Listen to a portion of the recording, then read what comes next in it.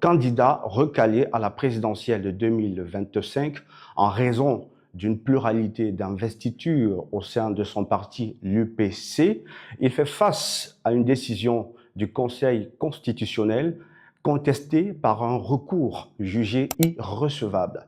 Dans cet entretien, nous allons tenter de comprendre les raisons qui ont conduit au rejet de sa candidature. Évidemment, nous allons parler de sa vision du Cameroun qu'il aspire à diriger, également des mesures prises au sein de son parti pour lui redonner ses lettres de noblesse. Penseur panafricaniste, homme politique militant engagé, auteur, notre invité est le docteur Yamb Timba.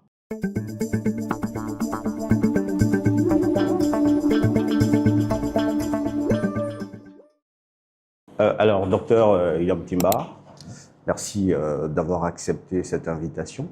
Je vous en prie, c'est un honneur pour moi d'être là et je vous remercie pour l'invitation. Cet entretien va finalement avoir lieu. Oui, ça a été un peu long, mais quand je donne ma parole, je la tiens. Très bien. Merci pour cet honneur. Et j'apprécie votre patience aussi. Merci beaucoup. Merci. Alors, docteur Yamb Timba, d'entrée de jeu, comment vous devenez candidat, le candidat de l'UPC? Alors, vous savez, l'image que traîne l'UPC depuis quelques années, particulièrement depuis 2018, c'est une image de parti divisé avec, comme le MINAT le dit sur son site internet, ce qui est tout à fait illégal, avec différentes tendances. Parce que les tendances, ça n'existe dans aucune loi au Cameroun. En tout cas, pas celle de 91 qui fait suite donc à la réinstauration du multipartisme au Cameroun. Et le bureau actuel, conduit par Madame Rose Ndiché, qui a été élue au Congrès de 2023, avec pour secrétaire général M. Nyek de Bel-Sylvestre, vont, à la suite des résolutions du Congrès de 2023, qui a demandé au parti d'aller aux élections, toutes les élections suivantes, et particulièrement aux élections présidentielles avec son propre candidat et sous sa propre bannière, eh bien, ils vont entamer des consultations dans la grande famille UPCiste, que ce soit dans le comité directeur issu du congrès de 2023, que ce soit des tendances, mais qui sont plus des dissidences, comme on le verra plus tard, conduites par des gens nommés par le MINAT ou des gens qui ne veulent pas lâcher leur poste alors que d'autres ont été élus à la suite d'un congrès qu'ils ont eux-mêmes convoqué, ou que ce soit par exemple le Manidem, qui fait partie, ça s'appelle l'UPC Manidem, oui. C'est la famille UPCiste, ou que ce soit l'Alliance Patriotique, qui n'est pas un parti mais une organisation de la société civile qui soutient l'histoire de l'UPC et l'UPC et qui est particulièrement active dans le cadre de la question du contentieux historique, et des sympathisants, vraiment de tous ordres.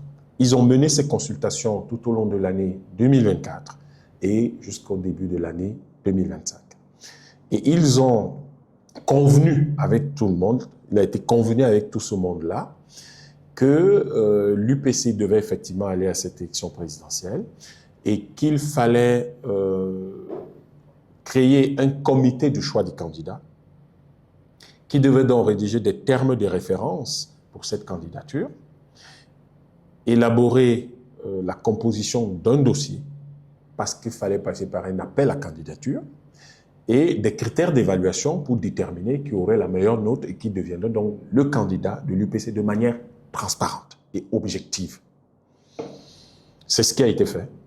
Un comité du choix du candidat a été mis sur pied avec les représentants de tout ce qu'on appelle de toute la grande famille UPCiste, des représentants de tout le monde. D'accord. Il faut noter ça, c'est très important. Des thèmes de référence ont été rédigés et l'élément intéressant là-dedans, c'est que c'était ouvert. L'appel à candidature était ouvert aux militants et aux sympathisants. C'est une dynamique dans l'UPC depuis 2023 qui consiste à ouvrir le parti à tous ses sympathisants. C'est pour ça que vous trouverez dans le comité directeur actuel des personnes qui ne sont même pas membres de l'UPC, mais qui sont des sympathisants de l'UPC et qui le seraient devenus, ou certains le sont devenus à cette suite-là. Et jusqu'en 2023, donc voilà les résolutions du congrès de 2023. Donc il y a ce comité qui était présidé par un ancien président de l'UPC, M. Onana Victor, et qui regroupait des représentants de toutes les tendances, de toute la famille, je préfère dire ça comme ça, de toute la famille UPCiste, dans la famille de l'UPC. Et j'ai reçu sur mon téléphone, ça montre que l'UPC a quand même une bonne base de données, sur mon téléphone, cet appel à candidature. Nous sommes au début du mois de février 2025. Et je réponds. Les délais, c'était c'était d'abord fin mars, ensuite début avril, je crois le 5. Et donc, je vais envoyer mon dossier comme tous ceux qui ont participé. Et il y a eu 4 dossiers qui ont été envoyés. De ces 4 dossiers, il y en a un qui est arrivé hors délai, arrivé après. D'accord. Les 3 qui sont arrivés dans les délais, j'ai eu la meilleure note. Et c'est comme ça donc que la présidente convoque un comité directeur le 10 avril, permettant donc de célébrer le 77e anniversaire de l'UPC, de la création de l'UPC en 1948, et en même temps permettant d'investir le candidat qui est arrivé en tête. Oui. Et ce jour-là, donc le 10 avril, quand nous arrivons, les résultats sont lus par le président du comité du choix du candidat, qui était totalement indépendant et autonome, puisqu'il regroupait d'ailleurs les représentants de toute la famille UPCiste. Et je suis investi, mais il y a... Y compris, permettez-moi de vous couper. Je vous en prie. Y compris vos camarades qui ont candidaté également, au même titre que vous. J'y arrive. Ce sera quelque chose de très intéressant. Ce 10 avril, il y en a un qui a participé justement en envoyant son dossier, et c'est lui qui a envoyé son dossier hors délai. Il s'appelle M. Bahebek. Il a envoyé son dossier hors délai. Le président du comité du choix du candidat a estimé que si quelqu'un ambitionne de diriger le Cameroun, le minimum, c'est d'envoyer un dossier à temps. Si vous n'êtes même pas capable d'envoyer un dossier dans les délais, on imagine, si jamais vous deveniez le président de la République, on imagine à quoi ça ressemblerait le Cameroun. Et donc, il n'a même pas ouvert son dossier puisqu'il est arrivé hors délai. Et il a fait son classement. Et ce jour-là, ce monsieur a fait un tel ramdam dans la salle que la présidente, Mme Rose Ndiché, d'autorité, a demandé à voir ce dossier qu'on exigeait d'examiner à tout prix. Et quand elle a pris le dossier, on a constaté que le dossier était incomplet. Donc, dossier arrivé hors délai, dossier incomplet. Ce qui veut dire que la personne était hors course. Et j'avais eu la meilleure note. Et j'ai été investi, et la présidente a levé la séance. Nous sommes partis, je vous laisse, je passe sur les détails de tout ce qui s'est passé. Il se trouve que ce monsieur avait fait venir ce jour-là des gens de Douala, des charters de Douala, de son village Matombe. Ouais. Et quand la présidente a levé la séance et que tout le monde est parti, il est resté dire que lui, il convoquait son comité directeur. Mais ce n'est pas n'importe quel membre militant ou membre du comité directeur qui convoque le comité directeur. Il ne peut être convoqué que par la présidente et le secrétaire général conjointement d'ailleurs. Donc, il est resté faire et ils ont organisé, dit-il, des élections primaires qu'il aurait gagnées. Mais quand on regarde le communiqué qui est sorti de là, le nombre de...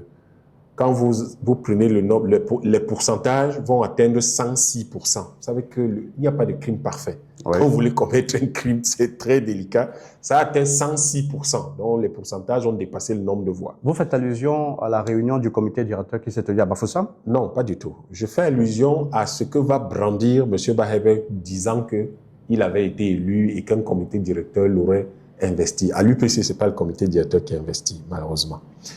Et donc, lui, voilà son parcours et le désordre va commencer. Il va commencer son désordre à partir de là. Ouais. Monsieur Abdourahmane Baba il a toujours été proche de l'UPC, il tournait là autour de la présidente, de tout le monde. Et la présidente lui avait dit qu'effectivement, il y avait une compétition, un appel à candidature qui avait été lancé. Et bien avant même, elle lui en avait parlé. Et il était d'accord, il disait qu'il allait participer. Et puis, quand on a lancé officiellement l'appel à candidature, il s'est rétracté, il n'a plus participé. Pourquoi? Personne ne sait. Mais on l'a vu ressortir par une porte dérobée et avec une candidature prétextant qu'il y a eu un comité directeur convoqué par Madame Abiba qui est pourtant une présidente élue en 2017 et que les militants ont changé en 2023 puisqu'il y a eu un congrès qu'elle-même, Madame Abiba, avait convoqué avec son secrétaire général, M. Valéry Elko. Et le parti est allé à ce congrès en 2023 et a élu un autre directoire, un autre comité directeur, un autre bureau du comité directeur. Donc, elle n'est plus présidente. Ceux qui ont été... elle a été élue en 2017, mais ceux qui étaient là étaient partis. Elle ne veut pas partir, elle insiste. Et il y a encore, ce matin, j'étais au tribunal, il y a encore un procès pour engagement pris pour... préventif contre elle, sans compter d'autres procès en cours pour malversation financière, etc. C'est ce que j'ai entendu dire. Oui. Donc, j'espère qu'elle comprend que ce n'est pas la bonne attitude. Hein, qui a été présidente du parti, à qui les militants ont fait confiance, de se retrouver à détruire le parti, à le diviser, à le déchirer, à l'utiliser comme ça. Donc, les deux ont été dans la boucle. Les deux. Comment expliquer que des gens qui disent être militants ou sympathisants d'un parti comme l'UPC, plus tard, viennent se mettre en travers des décisions du Congrès, résolutions du Congrès, en présentant des dossiers qui n'avaient pas l'une des pièces les plus importantes, la lettre d'investiture et de présentation. La lettre de présentation et d'investiture. Signée par qui? Les deux n'en avaient pas. Leur dossier n'avait pas de lettre de présentation et d'investiture parce que les gens qui les ont poussés ne pouvaient pas signer ce document. Il n'y avait que Mme Ndiché Rose et M. Nyek Nyek Lebel Sylvestre qui pouvaient signer un tel document. Et ils l'ont signé pour moi. Tout ce que vous entendez, le ramdam que vous entendez là, l'ECAM n'a pas fait son travail parce que le minimum, quand on a une liste de pièces qu'on doit vérifier dans des dossiers, mais si quelqu'un n'a pas une pièce, comment vous faites pour opposer son dossier qui est incomplet à un dossier complet? Des gens n'ont pas de lettre de présentation et d'investiture dans leur dossier et vous osez opposer ce dossier à un autre dossier qui a cette pièce. Je crois que le minimum, c'est d'abord une checklist, non? On regarde les pièces. Et des gens n'ont pas l'une des pièces et vous dites qu'il y a pluralité de candidatures. Mais il n'y a jamais eu pluralité de candidatures. Il y a eu probablement des gens qui arrivent, qui déposent des choses, mais c'est très dangereux pour le Cameroun. Parce qu'il y a deux... Je crois que ça a été le cas avec le RDPC. Ben, j'y arrivais, merci. Merci d'avoir introduit. C'est très dangereux pour le Cameroun. Parce que ce qu'ils ont fait à l'UPC, ça veut dire que n'importe qui au quartier peut se lever, venir déposer un dossier au nom d'un parti et brouiller les pistes, bloquer la candidature du candidat légitime dont les documents ont été signés par les représentants légaux et légitimes du parti. Le RDPC allait en faire la meilleure expérience. Mais là, tout le monde a été lucide. Le candidat Biya-Paul avait une lettre de présentation et d'investiture signée par les représentants légaux et légitimes de son parti. C'est pour ça qu'on a débouté M. Onanatelier. Mais quand il s'agit de l'UPC, tout le monde devient fou. Tout le monde perd la tête. Le candidat Yambin Timba a une lettre de présentation et d'investiture signée des représentants, des dirigeants légaux et légitimes de l'UPC. On vient lui opposer des dossiers qui n'ont rien de tout ça. Est-ce qu'il y a des documents qui attestent de la qualité de ces représentants légaux? Est-ce que c'est disponible? Ce n'est pas seulement que c'est disponible, c'est des choses qui ont été mises à la disposition de l'ECAM. Ça a été mis à la disposition de l'ECAM. Et je ne vous parle pas des choses du quartier, je vous parle des décisions de la Cour suprême. Excusez-moi, parce que toutes les factions non, il n'y a pas de faction à l'UPC. Il n'y a pas de faction, nous ne sommes pas en guerre.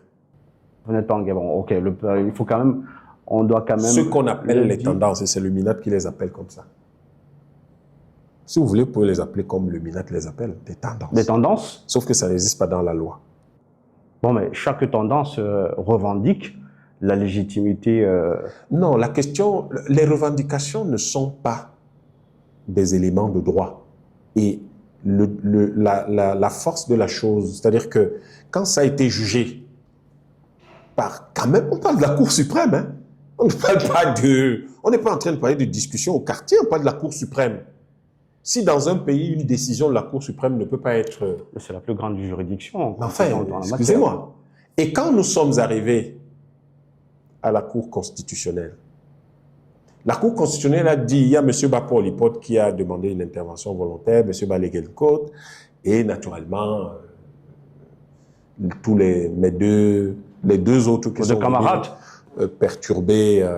Ça vaut que ce sont vos camarades, M. Yamtimba. Non, si vous vous mettez en travers des décisions du congrès de votre parti, je ne sais pas si vous êtes vraiment un militant de ce parti. Donc je me réserve d'utiliser ce mot et je vais éviter de l'utiliser en ce qui les concerne et en ce qui concerne tous ceux qui les ont soutenus. Si l'UPC était un État, vous vous mettez en travers de l'État et qu'est-ce qui vous arrive à votre avis? Ça s'appelle la haute trahison. Ça s'appelle la haute trahison. Et la haute trahison dans tous les pays du monde est punie sévèrement. J'espère que leur attitude prêtera à conséquence et que l'UPC prendra les décisions qu'il faut pour restaurer l'ordre et la discipline dans nos rangs. Quand nous sommes allés à la Cour constitutionnelle, la Cour constitutionnelle a débouté M. Bappo Lipote pour défaut de qualité, étant d'ailleurs surprise qu'il ne respecte pas la décision de la Cour suprême.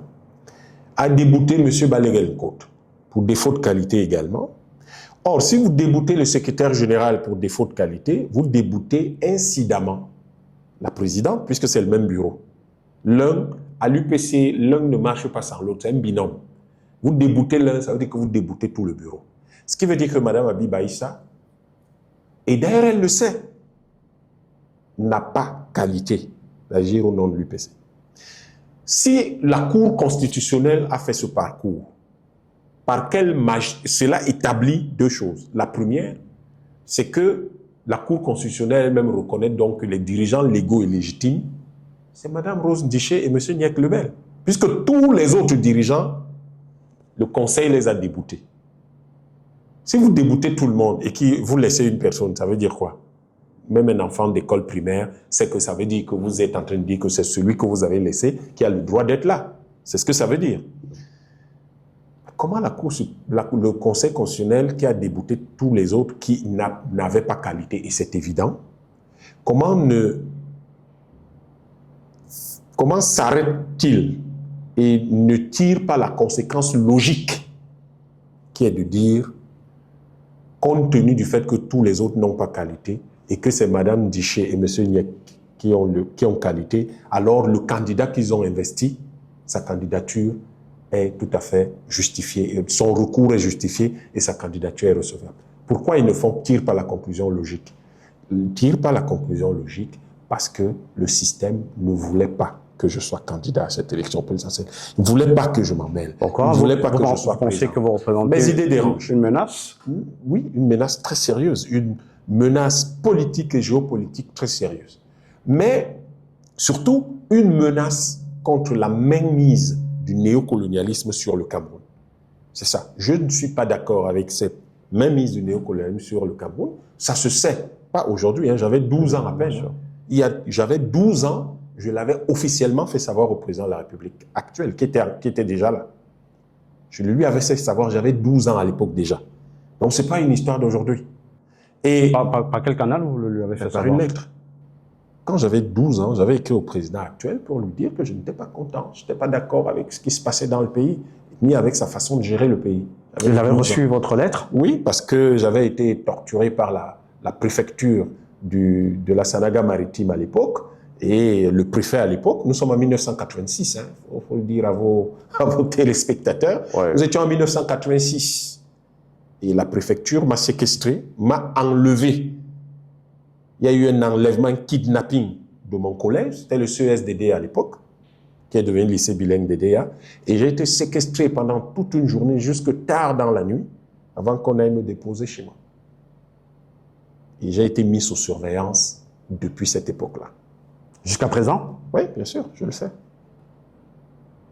Mais ça ne m'empêche pas de faire ce que j'ai à faire parce que mon problème, ce n'est pas mes compatriotes. Le président, je lui donnais un conseil à l'époque, ce n'est pas lui mon problème. Mon problème, c'est que je ne veux pas que les Camerounais souffrent. Et j'avais déjà 12 ans, je voyais mes camarades de classe qui souffraient, je voyais les difficultés de mes parents, je voyais les difficultés de mes voisins, et j'ai pensé qu'il fallait écrire au président de la République pour lui dire que c'est inacceptable, inadmissible que le pays ait un chef d'État et que les gens souffrent. Alors, revenons un peu, vous avez parlé des élections tout à l'heure. Un mois pratiquement après le rejet de votre recours, dites-nous comment est-ce que vous vous sentez? Dans quel état d'esprit vous êtes? Pour moi, parce que c'est une rupture avec l'ambition de... Non, pas du tout. Parce que vous auriez pu être le 3e président de la République du Cameroun. Ne soyez pas surpris que je le sois. C'est tout le mal qu'on vous souhaite, Yambé Timba. Je vais vous dire, l'histoire parfois peut s'accélérer, l'histoire parfois peut faire des feintes, l'histoire parfois peut estimer que certaines voies ne sont pas celles que vous devriez emprunter, l'histoire peut estimer que c'était peut-être pas le moment et que certains acteurs doivent poser certains actes pour que vous arriviez là où vous voulez aller. Je le serai. Mais je dirigerai ce pays. Vous êtes en course, vous êtes déjà en course pour non, mais c'est pas un problème pour moi. 2032? Peut-être 2032, peut-être avant. Ça peut être avant. Expliquez-nous dans quel... écoutez, la nature fait parfois des choses. Vous pourrez avoir une élection anticipée, vous pouvez avoir une élection qui pourrait se tenir avant. Il y a plein de choses qui pourraient se produire. Mais dans tous les cas, d'ici 2032, eh bien, je crois que nous nous préparons, nous avons le temps de nous préparer. Et il faut que les Camerounais comprennent. La candidature de l'UPC, ce n'est pas une candidature individuelle. Ce n'est pas pour promouvoir un individu, ce n'est pas pour une ambition personnelle. L'UPC n'agit pas comme ça. La candidature de l'UPC, c'est pour 3 choses. Et ce sont des choses collectives. L'UPC veut arriver au pouvoir pour réaliser ces 3 choses. L'UPC ne veut pas arriver au pouvoir pour que quelqu'un dise que lui aussi il est là, ou que c'est le Djangui, ou que c'est notre tour, ou que c'est nous voulons retrouver les herbes vertes de Poudi. Non, l'UPC n'est pas là pour ce genre de choses. L'UPC est là pour les 3 choses suivantes. On vous entend? La première, c'est l'unité des Camerounais. La réunification du Cameroun qui prend la forme aujourd'hui. Mais permettez-moi de vous couper. Comment vous prétendez unir les Camerounais alors que vous-même au sein de votre parti, vous êtes divisés? C'est tout le problème. Il ne faut pas répéter ces phrases que les gens lancent à l'emporte-pièce. Ne les répétez pas. L'UPC n'est pas divisé. L'UPC est infiltré. Mais les gens veulent que vous disiez ça comme ça, que l'UPC est divisé. Quand vous avez des types corrompus ou sans personnalité qui se retrouvent à bloquer la candidature issue des travaux, des résolutions du congrès de leur propre parti, c'est une division. C'est une infiltration. Et justement, lors de votre point de presse, le point de presse que vous avez donné le 2 septembre dernier, ici même à Douala, vous avez justement parlé de cette interférence du régime de Yaoundé dans la famille UPCiste. Elle prend diverses formes, cette interférence-là. L'UPC n'est pas un parti divisé. L'UPC est un parti infiltré. Infiltré par... Infiltré par le système qui a intérêt à ce que l'UPC ne retrouve ni sa combativité des années 40, 50, 60, 70, ni, si vous voulez, sa capacité à mobiliser les populations du Cameroun, à reprendre une emprise sur les masses, comme l'UPC l'avait avant. Oui. Donc, on infiltre l'UPC, on se retrouve avec des gens dont la présence à l'UPC est d'une incongruité extraordinaire. On ne sait pas d'où ils sortent, ils se retrouvent dans la famille UPCiste, On a des gens à l'intérieur de l'UPC qui sont d'une fragilité mais enfin, qui fait pitié et qui n'ont pas une certaine préoccupe. indépendance financière? Je sais pas ça mon problème. Je dis simplement que ce sont des gens qui sont d'une fragilité qui fait pitié. Ils n'ont pas de personnalité. Pas du tout.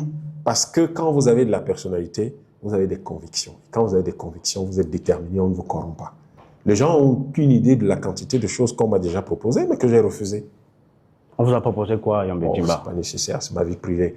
N'imaginez pas la quantité de choses. Je vous dis simplement qu'il y a des choses, parfois du plus haut niveau, qui m'ont été proposées. On vous a proposé de l'argent?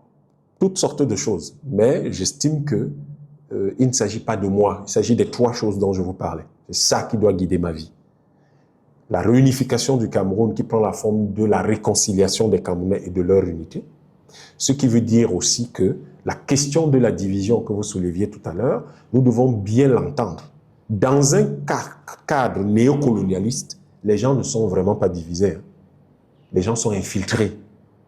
S'ils sont divisés, c'est pas que eux, ils sont divisés entre eux. C'est qu'on les divise parce que c'est une tactique divisée pour mieux régner. Oui. Donc l'UPC n'est pas un parti où le Cameroun n'est pas un pays divisé. C'est-à-dire que les Camerounais ne sont pas divisés par eux-mêmes. Le système néocolonialiste divise les Camerounais et divise leur union, c'est-à-dire l'UPC, pour mieux dominer, pour mieux régner sur eux. C'est ça que nous refusons. Et c'est de ça qu'ils ont peur. Et ils savent que les gens qui sont capables de prendre le temps d'expliquer les choses comme ça ne sont pas nombreux. La plupart des gens sont pressés, alors qu'ils ont les capacités d'expliquer ça comme ça. Et on leur dit, arrêtez-vous, expliquez correctement. Mais ils n'ont pas le temps. Ils sont préoccupés par 1001 choses. Moi, je prends le temps d'expliquer que, attention, ce n'est pas que les Camerounais ont décidé de se diviser, non. Ce n'est pas que les militants et les sympathisants de l'UPC ont décidé de se diviser, non. Ils sont infiltrés par le système néocolonialiste et par le régime néocolonial de Yaoundé pour que ces gens-là ne fassent pas bloc, pour que ces gens ne retrouvent jamais la combativité d'antan. La combativité d'antan. Qui a conduit à ce qu'on ait un État aujourd'hui.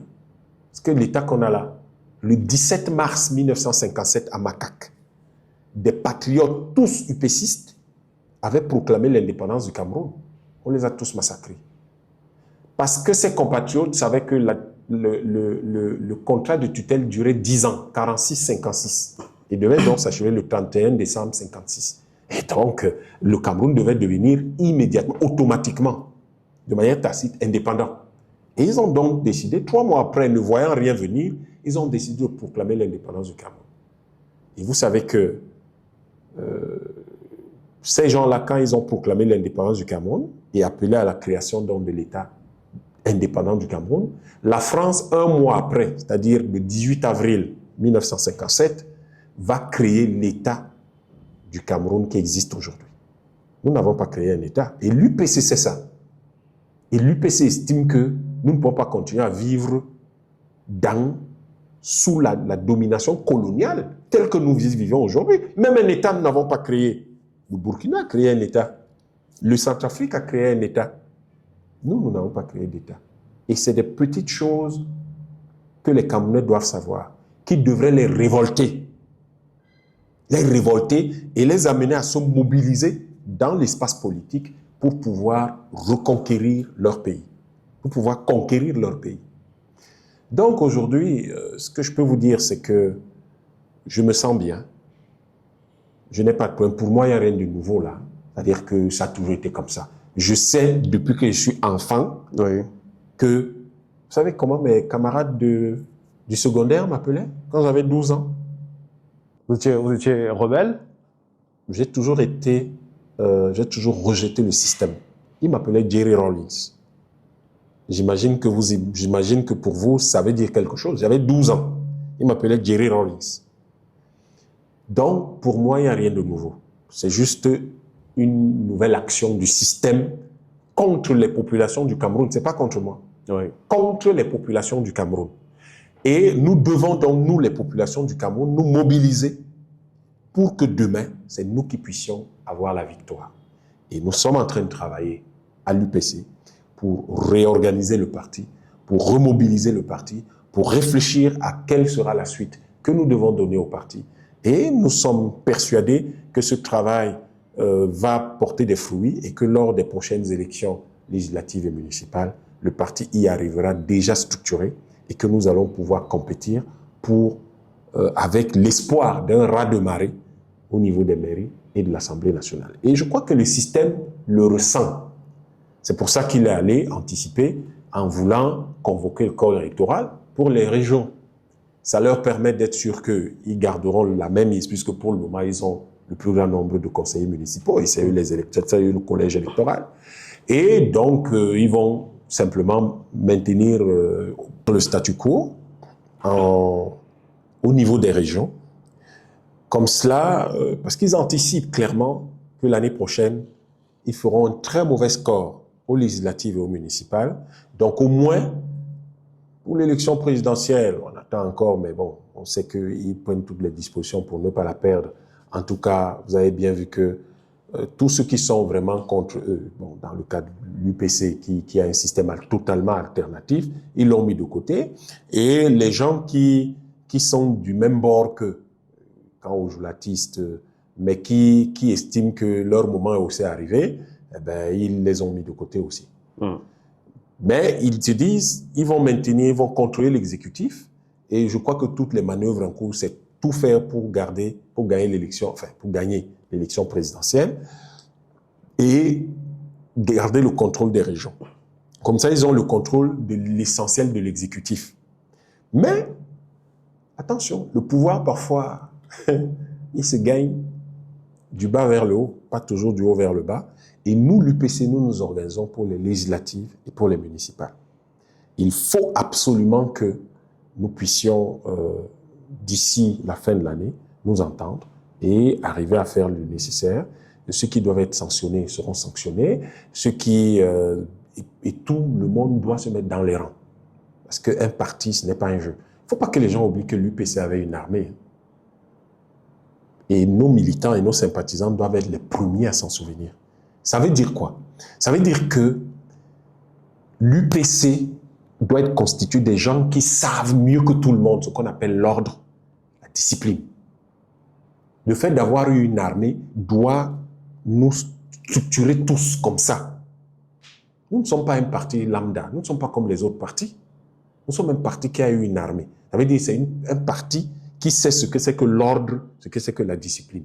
Et quand il arrive que les gens ne soient pas ordonnés chez nous, qu'ils ne soient pas disciplinés chez nous, ça doit immédiatement prêter à conséquence. Où est cette armée pour gérer cette armée n'existe plus et l'UPC n'a pas aujourd'hui l'intention de recréer une armée. Nous sommes dans une république. Nous avons une armée qui est là actuellement, qui a été créée en 1959 pour combattre l'armée de libération nationale du Cameroun, qui était l'armée de l'UPC. Mais cette armée aujourd'hui s'est muée en une armée nationale et s'est muée en une armée républicaine. Et nous sommes fiers du travail que cette armée fait pour protéger notre pays. On l'a vu dans le cadre de la guerre à Bakassi, dans le cadre de lutte contre le terrorisme, dans le cadre de cette approche civilo-militaire qui est utilisée dans le nord-ouest et le sud-ouest. Pour la résolution du problème desquels nous, l'UPC, nous avons une solution qui est toute simple et qui aurait, mais que pour qu'on l'applique, il faut que le système change. Et c'est là où nous appelons tous nos frères qui parlent anglais, mais qui ne sont camerounais, qui ne sont pas des anglais, il faut qu'ils le sachent. Ouais. Nous les appelons à rejoindre l'UPC, qu'ils n'oublient pas que le deuxième congrès de l'UPC a eu lieu en 1950 à Kumba. À Kumba. L'UPC est un parti qui a été interdit conjointement par les Français et par les Anglais. Parce qu'ils savaient que c'est le seul parti qui luttait, non pas pour une partie du Cameroun, mais pour tout le Cameroun. Et le deuxième congrès de l'UPC a eu lieu à Kumba en 1950. Donc nous, l'UPC, nous savons mieux que tous les gens qui bavardent là depuis toujours quel est le vrai problème.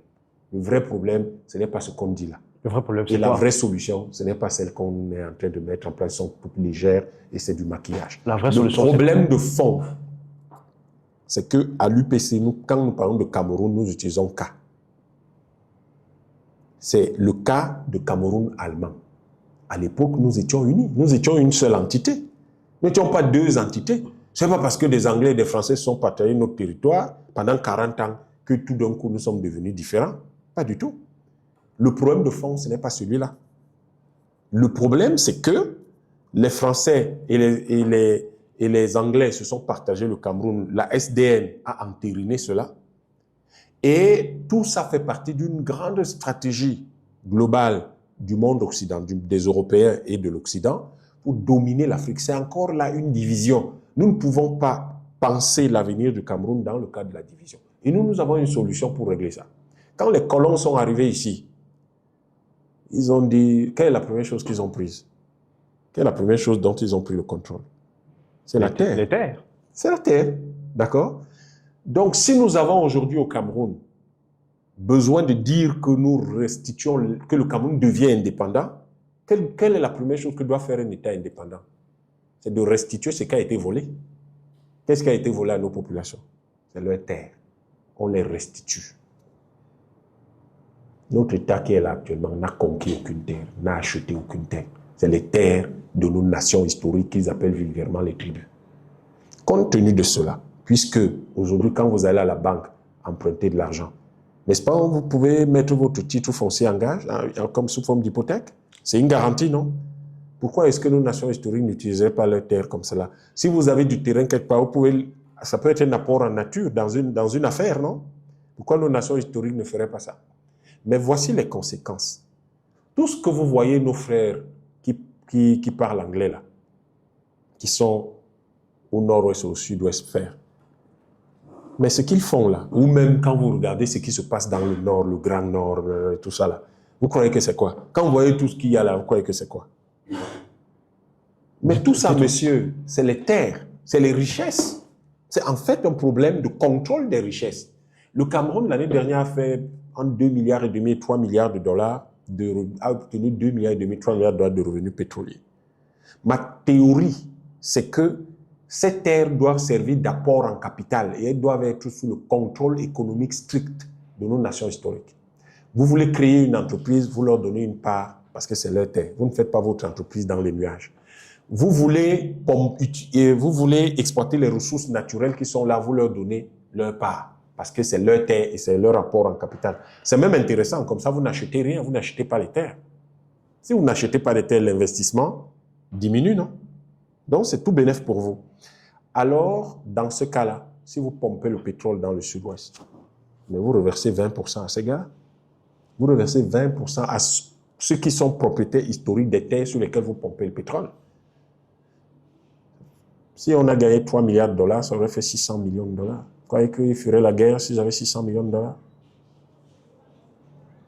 Pas du tout. C'est une parenthèse. Non, ce n'est pas une parenthèse, c'est ça les problèmes de fond du Cameroun. Okay. C'est-à-dire que les problèmes, et c'est là où vous comprenez pourquoi le système n'aime pas beaucoup ma tête. Parce que si vous faites ça, vous allez voir, là j'ai parlé du sud-ouest, à l'ouest, au littoral. Le nord, est-ce que vous croyez que les gens dans le nord, vous avez vos histoires de Grand Nord, le bavardage, là, ça les intéresse? Ce qui les intéresse, c'est que vous avez sur de coton, qui fait des milliards chaque année. Si ces gens-là, on leur reversait entre 20 et 30%, vous croyez qu'ils seraient là en train de bavarder le Grand Nord? Quand les gens disent le Grand Nord, c'est quelques élites qui veulent les postes. Certains veulent devenir président de la République, d'autres veulent être membres du gouvernement. Les gens veulent être des ministres, ils veulent être des gouverneurs, ils veulent avoir les postes dans la haute administration. Le type qui cultive le coton, lui, il a quoi? Lui, il a quoi? Quand on vient créer le parc de Bouba Djida, les gens à qui appartient la terre, là, on leur a donné combien? Rien du tout. Mais pourquoi vous venez prendre leur terre? Ils vont manger quoi? Ils vont faire l'agriculture où? Leurs enfants vont construire où? Voilà le discours de l'UPC et c'est ça qu'on appelle être souverain. Tout à l'heure, je vous parlais des 3 choses. Justement, je voulais qu'on revienne sur les 3 choses. La réunification qui doit prendre la forme de la réconciliation, aujourd'hui, et donc de l'unité du Cameroun, de l'union des Camerounais. La deuxième chose, c'est l'indépendance et la souveraineté. Il faut notre indépendance, notre souveraineté. Il ne faut pas du tout que nous soyons là à utiliser le franc CFA. Pourquoi? Mais celui qui imprime le franc CFA, mais qui utilise ça chez lui? Nous, on n'a pas besoin de ça. On n'a jamais demandé ça. D'ailleurs, ils ont créé cette affaire le 26 décembre 1945. Ça veut dire que personne n'était là. Vous voyez des cachotteries que les gens font et on nous les impose. Souveraineté. Et donc, au niveau des terres, que les terres reviennent aux nations historiques, que ce soit leur apport en capital, et vous allez voir que les gens vivront mieux. Ensuite, c'est grâce à ces deux premières choses qu'on va donc avoir l'élévation continue des standards de vie. Ça, c'est le langage des années 50. Aujourd'hui, on dit l'amélioration de la qualité de vie. Nous devons aller dans ce sens. Et nous devons savoir une chose, c'est que cet apport en capital va enrichir tout le pays. Si les autres peuvent gagner 600 millions de dollars à l'année grâce au pétrole, on peut leur laisser dans les 600 millions de dollars, peut-être 30% qu'ils gèrent eux-mêmes. Le reste, on le met dans une caisse nationale de renforcement de capacités financières de nos nations historiques et on le réinvestit ailleurs.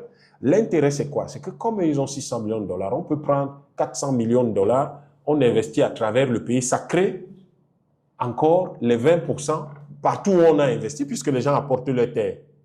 Vous voyez qu'on va créer, ça va faire une bulle économique extrêmement puissante qui va enrichir tout le monde. Mais quelle est cette affaire? On est dans un pays où on ne fait pas de l'économie, on bavarde au quotidien, on récite les théories qu'on a apprises à peine, qui sont d'ailleurs mal assimilées pour la plupart. Et on est là, le pays est pauvre, mais on dit qu'on a étudié. Si votre pays est pauvre, c'est que vous n'avez pas étudié.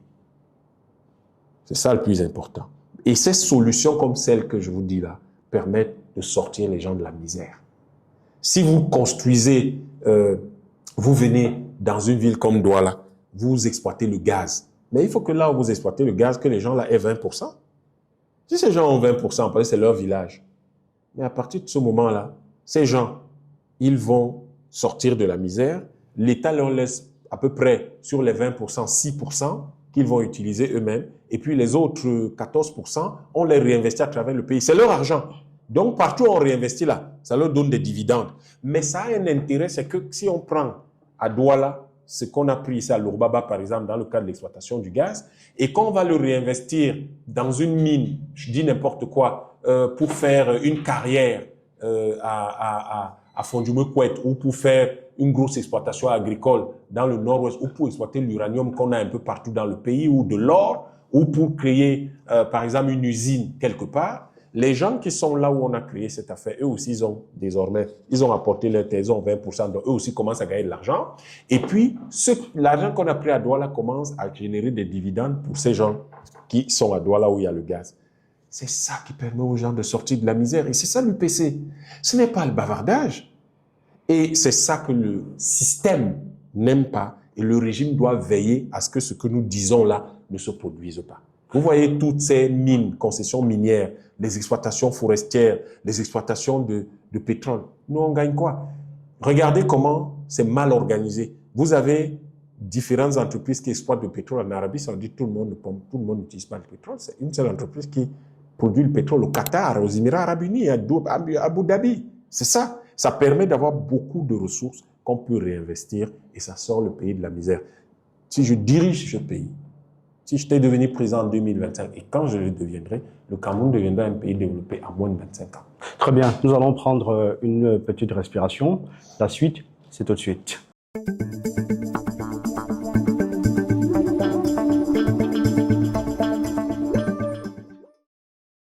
Retour sur le plateau de la Boussole Podcast. Nous sommes toujours en compagnie de Yambé Timba, économiste en politique engagé, auteur. Alors, Yambé Timba, vous vous sentez bien? Ça va, tout va bien. Je suis dans mon pays. Dans votre pays. Dites-nous comment vous avez vécu le rejet de votre candidature présidentielle 2025. Une injustice contre le peuple camerounais, contre les populations du Cameroun. C'était une très grosse injustice contre... C'était quand même une grande ambition pour vous de devenir président. Je vais vous dire quelque chose qui va vous surprendre. Mais j'ai commencé à vous en parler tout à l'heure et j'en parle à nos amis qui nous regardent. L'UPC, quand on est militant de l'UPC, on n'a pas d'ambition personnelle. On ne fait pas les choses pour soi. On fait les choses parce que le parti a décidé qu'elles doivent être faites. C'est un intérêt commun. C'est un intérêt commun, c'est toujours une action collective, c'est une équipe. Et pour nous, ce qui est le plus intéressant avec l'UPC, c'est que l'équipe, ce n'est pas le parti, ce n'est pas les dirigeants, le bureau. L'équipe, c'est les populations du Cameroun. Donc quand on fait les choses, on le fait avec les populations du Cameroun parce que c'est ça que les populations du Cameroun veulent et c'est ce dont elles ont besoin. Du coup, pour moi, je l'ai vécu comme une injustice. Une autre injustice. Une nouvelle injustice contre les populations du Cameroun. Et la réaction que j'ai, c'est de dire, OK, nous allons faire une évaluation de la situation. Qu'est-ce qui s'est passé? Comment ont-ils pu réussir ce coup? Que faire pour que ça ne se reproduise plus jamais? Voilà voilà ce que nous sommes en train de... Voilà ma réaction. Oui. Je parle des réactions émotionnelles, des gens, c'est pas mon truc ça. Et on a des réactions émotionnelles quand on croit que c'était pour moi. Non, l'UPC, quand on est militant de l'UPC, on n'a pas ça. On n'a pas les histoires de moi. On a les histoires de notre équipe a subi quelque chose. Nous devons évaluer, trouver le moyen de mettre fin de ne plus permettre que ce qui s'est passé se reproduise et d'aller de l'avant. C'est ça l'UPC. Donc je n'ai pas...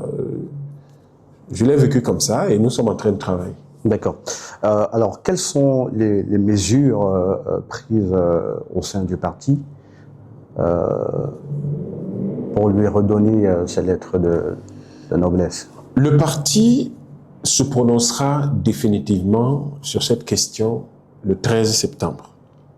À l'occasion Le 12 septembre, parce que le 13 septembre sera la commémoration de l'assassinat de Roméo Niobé, mais le 12 septembre, il y aura un comité directeur du parti qui se tiendra à Douala, sauf imprévu. Et le parti se prononcera, dira exactement ce qu'il va faire. Mais ce que nous savons aujourd'hui, compte tenu de la réunion du bureau du comité directeur qui en a rendu compte, on sait que le parti va sérieusement interroger sur le plan disciplinaire tous ceux qui se sont mis en travers des résolutions du Congrès, particulièrement celles qui demandaient d'aller à l'élection présidentielle. Le parti ne peut pas laisser passer cette perturbation, ça va prêter à conséquence. Nous savons aujourd'hui que le parti va devoir se réorganiser et le parti projette son prochain congrès déjà. À l'UPC, c'est tous les 3 ans. Vraiment, on n'arrête pas ça. C'est pour ça que les gens qui ont perturbé, qui ont dérangé l'UPC après le mandat de 2017-2020 sont des personnes qui sont de très mauvaise foi et sont des personnes qui devraient sérieusement faire leur mea culpa. Ce n'est pas sérieux. Le parti, naturellement, invite de jeunes cadres à le rejoindre. Et l'effet Yambin Timba attire un certain nombre de nouveaux cadres parce que le parti a besoin de 109 d'énergie nouvelle, d'énergie jeune pour se réorganiser, se revigorer. Et le parti a besoin de hauts cadres qui sont bien formés, qui sont structurés, qui peuvent porter des projets. Tout à l'heure, je vous ai dit à peu près le type de stratégie que nous pouvons utiliser pour développer le Cameroun. Et il faut donc des cadres structurés qui vont porter ce type de choses parce que ça demandera une certaine expertise. Le parti aujourd'hui également a besoin de se réconcilier toute la famille UPCiste et nous avons des démarches qui seront entreprises pour réconcilier tout le monde. Mais le parti a aussi une attitude, des décisions à prendre relativement à l'engagement, à la détermination de tout le monde à être discipliné et ordonné. Et je crois qu'il va y avoir des éléments d'engagement qui devront être pris pour pouvoir s'assurer que tout le monde sera désormais ordonné, discipliné et respectera toutes les décisions prises par le parti et surtout que les gens vont éviter de se laisser corrompre par le système, par le régime, vont éviter de se laisser manipuler par le système, par le régime, et qu'ils se mettront définitivement au service du parti. Vous l'avez dit dans le cadre du point de presse que vous avez donné le 2 septembre ici même à Douala. Vous avez évoqué l'interférence du système tout à fait. au sein de la famille UPCiste, oui, tout à fait. Vous avez parlé également des personnes qui agissent au nom de l'UPC et Qui n'en ont pas qualité. Qui n'en ont pas qualité, mais qui sont quand même reçus par, oui, par le les chef de autorités, l'État, le chef de l'État. Et au palais présidentiel, vous souhaitez que ça cesse, vous demandez au président de la République de prendre ses responsabilités. Nous ne souhaitons pas, nous demandons que ça cesse. Et nous le demandons en nous fondant sur les décisions de justice. Le président de la République peut faire face à un processus, à une demande de destitution s'il ne respecte pas les décisions de la Cour suprême, s'il ne respecte pas les décisions du Conseil constitutionnel. Il faut que nous sachions que le système judiciaire existe pour que tout le monde en respecte les décisions. L'autorité de la chose jugée est quelque chose qui doit être respecté par tous. Un ministre ne peut pas se permettre d'aller faire inscrire sur le site internet du MINAT tendance de l'UPC. Ça n'existe dans aucune loi. Alors que ce même ministère, pendant que ce ministre est en poste, a été débouté par la Cour suprême. Nous devons savoir dans quoi nous sommes. Est-ce que nous sommes dans une jungle ou nous sommes dans une république? Est-ce que nous sommes dans une espèce de village sans organisation, ou nous sommes dans un pays normal, un pays quand même s'il n'est pas normal, il n'est pas indépendant, nous sommes quand même dans un pays en 2020 et en 2025. Il faut que nous fassions très attention. Nous ne souhaitons pas les choses, nous les demandons, parce que nous avons des décisions de justice. Et les décisions de justice dont nous parlons, je rends hommage aux magistrats qui ont pris ces décisions-là. Nous avons des décisions de justice qui ne sont quand même pas des décisions de la Cour coutumière. On parle de la Cour suprême. C'est peut-être la raison pour laquelle vous avez dit lors de votre point de presse que si les décisions ne sont pas appliquées, les Camerounais seront confrontés à une réponse. Non, pas les Camerounais. Pas les Camerounais. Non, le système. Ce que nous disons, c'est que au moins que les décisions de justice, que le système lui-même se donne. Parce que ce système est dans le système judiciaire et dans ce système, dans ce régime. Que les décisions qu'ils se donnent eux-mêmes, qu'ils les respectent. Parce que s'ils ne les respectent pas, demain, quand un citoyen refusera de respecter une décision de justice, ils vont lui faire quoi? Ils vont justifier ça comment? Parce qu'en ne respectant pas les décisions de justice, ils créent ce qu'on appelle des précédents. Et ils établissent une jurisprudence qui peut donc leur être opposable. Mais à ce moment-là, que vaudra notre Cour suprême? Que vaudront nos juridictions? Dans le cadre actuel, le président de la République est le garant de l'autorité judiciaire. C'est le garant de tous les pouvoirs. C'est lui le garant. Donc il est garant également du respect des décisions de justice. Il est le gars parce que dans l'architecture constitutionnelle, le pouvoir judiciaire est censé être indépendant, il ne l'est pas au Cameroun. Bon, il ne l'est pas. Mais même s'il était indépendant, l'exécution des décisions de justice incomberait quand même au pouvoir exécutif. C'est le pouvoir exécutif qui mobilise la police, la gendarmerie, toutes ces choses-là. Vous comprenez? Et donc, il est inadmissible que dans un État, des gens qui ont été déboutés d'une qualité par la Cour suprême soient reçus au palais présidentiel. Ça veut dire que c'est le président lui-même qui les encourage. Je voudrais croire que le président ne tolère pas ce genre de choses. S'il ne les encourage donc pas, qu'il pose les actes qui montrent qu'il ne les encourage pas. C'est-à-dire qu'il leur interdise l'accès au palais présidentiel, qu'il leur interdise l'accès au fond de l'UPC. Parce que l'UPC a un représentant au Sénat. Donc, l'UPC a droit à un certain nombre de fonds. Ces fonds sont où? Vous estimez qu'il y a Je n'estime pas. Détournement de Je n'estime rien du tout. public? Je n'estime rien du tout. Si l'argent n'est pas dans les caisses de l'UPC, c'est qu'il est détourné. Pas, je n'estime rien. C'est une question logique. Cet argent est où? Si un ministre a été débouté par la Cour suprême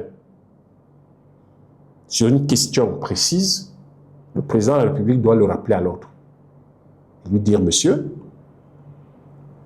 j'apprécie le travail que vous faites en tant que bon ministre, mais là, c'est la Cour suprême. Mais vous avez quand même été un peu dur, Yambé Timba, en disant quoi? Quand vous dites que si ces décisions ne sont pas appliquées, ils seront confrontés à une réponse populaire. Parce que le peuple... Vous serez les premiers à redouter. Nous, l'UPC, nous savons ce que le peuple est capable de faire.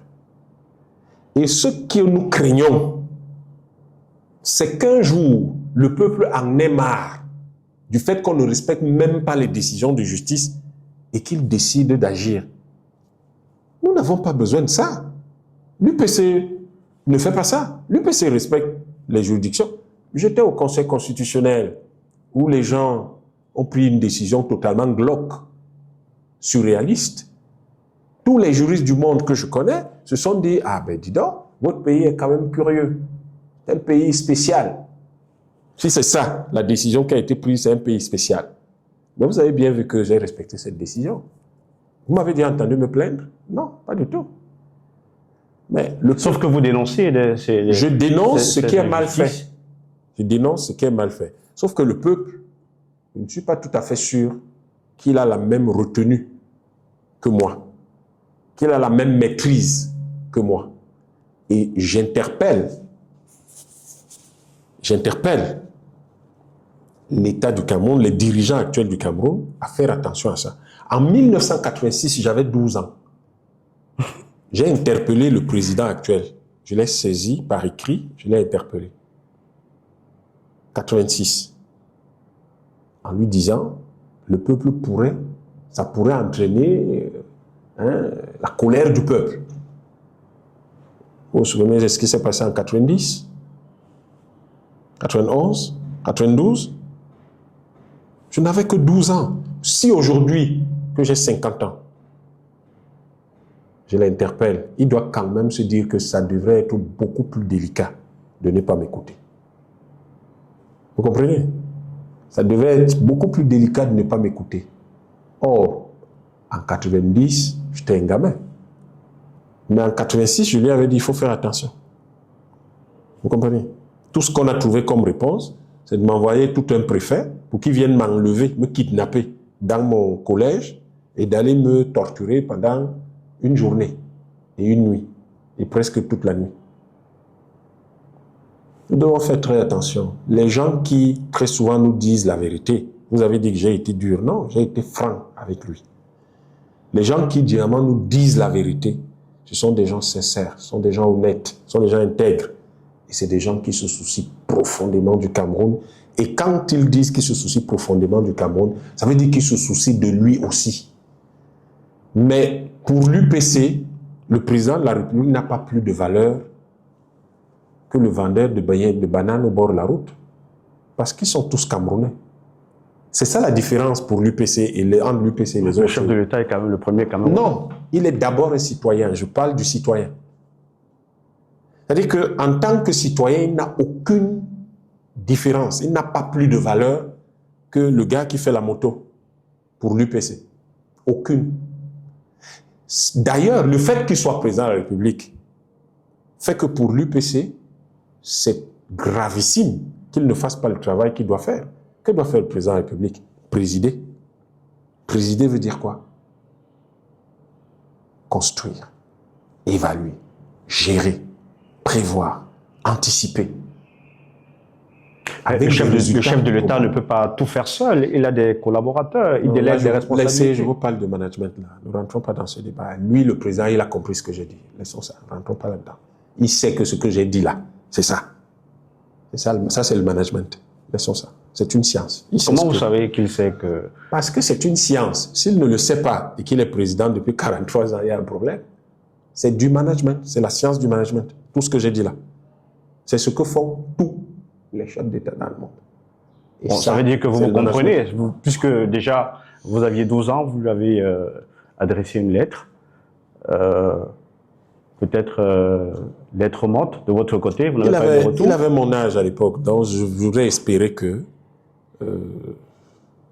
il avait mon âge à l'époque, à peu près, presque mon âge à l'époque. J'avais 52 ans à peu près, à l'époque. J'avais 12 ans. Donc j'imagine que près de 50 ans après, un peu plus de 40 ans après, on peut estimer qu'en 86, bon, il n'écoutait pas forcément tout le monde, mais 40 ans plus tard, je crois qu'il écoute tout le monde. Parce qu'on est plus calme, on est plus posé, on fait un peu plus attention. On a les mouvements lents, c'est pas par hasard, c'est parce qu'on ne va jamais trop vite. Mais à 52 ans, peut-être qu'il bougeait beaucoup encore, etc.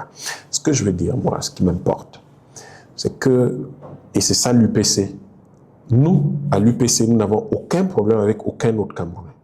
Ni avec... ni avec vos... Je ne sais pas comment vous les appelez, comment vous les considérez, vos anciens camarades? Non, mes camarades, ils sont... Je vous ai dit que je m'interdis ce terme-là dans ce cas précis. Quand le parti se prononcera, on saura. Mais je dis, quel que soit le Camerounais, l'UPC se reconnaît le devoir de le protéger. Parce que l'UPC, c'est l'union des populations du Cameroun. Il n'y a pas de différence là chez nous. Nous protégeons tout le monde. C'est pour ça que nous donnons des conseils à tout le monde. C'est pour ça que nous interpellons tout le monde. Et le président de la République, nous allons le saisir une fois de plus. Pour lui dire, Monsieur le Président, faites attention, ce qui se dessine n'est pas beau. Et nous allons interpeller Monsieur le ministre de l'administration territoriale pour lui dire, Monsieur le ministre, si les décisions de justice, vous ne les respectez pas, vous n'avez finalement rien à opposer à personne parce que c'est parce qu'il y a eu une décision de justice que vous avez été nommé ministre. Cette décision de justice, c'est celle qui a reconnu que M. Biya Paul avait gagné la dernière élection présidentielle. Et c'est par la force de cette décision de justice qu'il vous a nommé ministre. Si vous ne respectez pas, vous, les décisions de justice, alors que c'est des décisions de justice qui ont permis votre nomination, imaginez si le peuple décide qu'il va se comporter comme vous. Que se produira-t-il? Ils sont 30 millions, vous êtes seuls. 30 millions. Vous allez faire quoi? Vous allez massacrer 30 millions de personnes? Pas du tout, vous ne pouvez pas. Donc, respectez les décisions de justice. Nous ne sommes pas là à souhaiter quelque chose, nous vous disons ce qui doit être fait. Parce que c'est ce qui est écrit dans nos lois. Il n'y a pas de tendance dans la loi sur les partis politiques. Ça n'existe pas. Quand le congrès de 2023 a eu lieu, on vous a informé via votre gouverneur du centre. Depuis lors, il n'y a eu aucune contestation et les gens avaient 3 mois pour contester. Personne n'a contesté. Ni vous-même d'ailleurs. Ce qui veut dire que quiconque aujourd'hui vient contredire ce qui s'est passé en 2023 est forclos. 1. 2. Est clairement en mission. 3. Tout ce qu'il fait est illégal. Je voudrais quand même croire que le ministre de l'administration territoriale, avec tout ce qu'il y a, je connais la batterie de juristes qu'il y a au ministère de l'administration territoriale, que le ministre de l'administration territoriale ne peut pas se permettre de continuer à se mettre hors la loi. Parce qu'il y a 30 millions de Camerounais qui ne sont pas d'accord avec ça. Et il ne peut pas avoir raison contre 30 millions de Camerounais. C'est leur pays, ce n'est pas son pays, à lui tout seul. C'est leur pays. Et lui n'est que ministre du gouvernement camerounais. Alors, docteur Yambé Timba, vous êtes certainement au courant. L'actualité est marquée par l'exclusion de Dieudonné Yebga, du Mbok. Quel commentaire faites-vous de cette... Nous devons apprendre à respecter nos institutions traditionnelles. Si nos institutions traditionnelles ont décidé de sanctionner cette institution particulière qu'est le Mbok, qui est une originalité dans le monde, a décidé de sanctionner certains de ses membres, alors qu'il en soit ainsi. Le principe, je le crois, c'est qu'un Mbok ne prend pas position sur des questions qui engagent toute la communauté. il prend des décisions, pas position. La politique, c'est des prises de position. Donc, si le Mbok a estimé que c'est une faute, alors c'est une faute. Alors, nous arrivons au terme de cet entretien. Est-ce que vous auriez un mot à adresser aux Camerounais? Oui, bien sûr. J'aimerais dire quelque chose aux Camerounais. Je les remercie. Je vous remercie, chers compatriotes, pour le soutien que vous m'avez manifesté. J'ai vu combien vous étiez nombreux dès que il vous a été dit que j'avais été investi candidat de l'UPC à me suivre, à m'encourager, à me soutenir, à participer à la cagnotte qui a permis de payer ma caution de 30 millions. Cela m'a beaucoup touché. Je vous en remercie du fond du cœur. Ce n'était qu'une première étape. Ce n'était qu'une bataille. La guerre, nous la gagnerons. Et cette guerre, c'est la guerre de la souveraineté du Cameroun. J'en parle depuis plus de 20 ans, vous le savez. Et je peux vous assurer que nous la gagnerons. Nous la gagnerons avec finesse. Nous la gagnerons avec stratégie. Nous la gagnerons en protégeant notre peuple, nos populations et notre pays. Nous devons être des forces d'organisation, des forces de proposition. Nous ne devons jamais être des forces de destruction. Nous sommes des forces de construction. L'UPC doit bâtir le Cameroun. L'UPC doit construire le Cameroun. L'UPC ne doit pas faire le contraire de tout cela. Donc c'est pour cela que nous avons accepté les décisions de l'ECAM et du Conseil constitutionnel, même si nous les trouvons glauques, surréalistes, tout à fait incorrectes. Mais nous estimons que vous serez là lorsque nous vous appellerons encore l'année prochaine pour les élections législatives et municipales, pour que cette fois-ci, et pendant ce temps, nous organisons le parti, pour que cette fois-là, l'UPC revienne aux commandes dans plusieurs mairies, dans de nombreuses mairies, et avec une présence forte à l'Assemblée nationale pour que votre voix puisse se faire entendre là-bas. Voilà une législature qui s'achève. Avez-vous entendu parler de vous? Quel est le problème que vous posez qui a été abordé là-bas? L'UPC abordera les problèmes que vous posez. L'UPC s'assurera que l'action gouvernementale ne sera que l'action pour résoudre vos problèmes. Donc, je vous remercie de tout cœur et n'hésitez pas à adhérer massivement à l'UPC, à soutenir fortement l'UPC, parce que nous sommes votre parti. Nous ne sommes pas nous sommes votre parti. Et moi, je n'en suis que le visage. Je vous remercie. Alors, merci Yambé Timba d'avoir accepté cet entretien. Merci à vous. Merci de nous avoir suivis. Entretien exclusif avec Yambé Timba, économiste, militant, homme politique. Il s'est livré dans le cadre de la Boussole podcast. Prenons un autre rendez-vous avec un autre invité. À bientôt.